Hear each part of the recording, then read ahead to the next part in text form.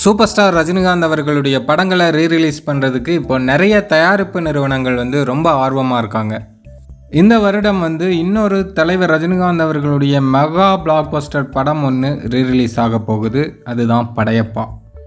தலைவர் சினிமா ஃபீல்டுக்கு என்ட்ரி ஆகி 50 வருஷம் ஆயிடுச்சு. இந்த 50வது வருஷத்தை சிறப்பாக கொண்டாடும் வகையில் தலைவரோட கூலி படமும் இந்த வருஷம் வெளியாகுது.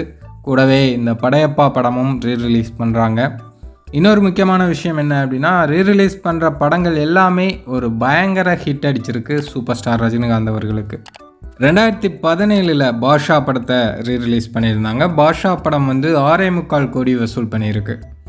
2017 காலகட்டத்திலேயே அந்த படம் அவ்வளோ வசூல் பண்ணியிருக்கு. அடுத்ததாக இப்போ 2022 பாபா படத்தை ரீரிலீஸ் பண்ணாங்க. பாபா படம் வெளியான சமயத்தில் எதிர்பார்த்த அளவுக்கு போகலை. ஆனால் இந்த ரீரிலீஸில் சக்க போட்டுது. ஏன்னா தலைவரோட ஃபேன்ஸ் எல்லாத்துக்குமே ரொம்ப பிடிச்ச படங்களில் பாபா படமும் கண்டிப்பாக இருக்கும். அந்த படம் 2022 வெளியாகி அந்த படம் சக்க போட்டுச்சு. கிட்டத்தட்ட 13 கோடி வரையும் பாபா திரைப்படம் ரீரிலீஸில் வசூல் பண்ணியிருக்கு.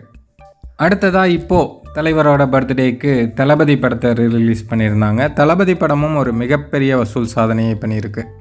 தளபதி படம் 12 கோடி பக்கமாக வசூல் பண்ணியிருக்கு. அது மட்டும் இல்லாமல் தளபதி படம் இன்னும் ஒரு சில திரையரங்கங்களில் ரன் ஆகிட்டுருக்கு. பழனி ஆறுமுகா தியேட்டரில் நாளைக்கு, அதாவது ஞாயிற்றுக்கிழமை பார்த்திங்கன்னா இந்த படத்தோட வெற்றி விழாவை ரொம்ப சிறப்பாக கொண்டாட இருக்காங்க.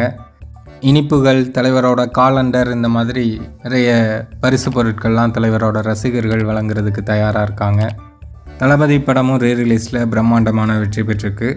அடுத்ததாக தலைவரோட ரசிகர்கள் எல்லாருமே ரொம்ப ஆவலாக எதிர்பார்த்து காத்து கொண்டிருந்த படையப்பா படத்தை ரீரிலீஸ் பண்ண போகிறாங்க. படையப்பா படமும் கண்டிப்பாக மிகப்பெரிய வெற்றி அடையும், அதில் டவுட்டே கிடையாது. ஏன்னா அந்த படத்துக்கு 0 ஹேட்டர்ஸ் அப்படின்னே சொல்லலாம். தலைவரோட ரசிகர்களுக்கு மட்டும் அந்த படம் பிடிச்ச படம் கிடையாது.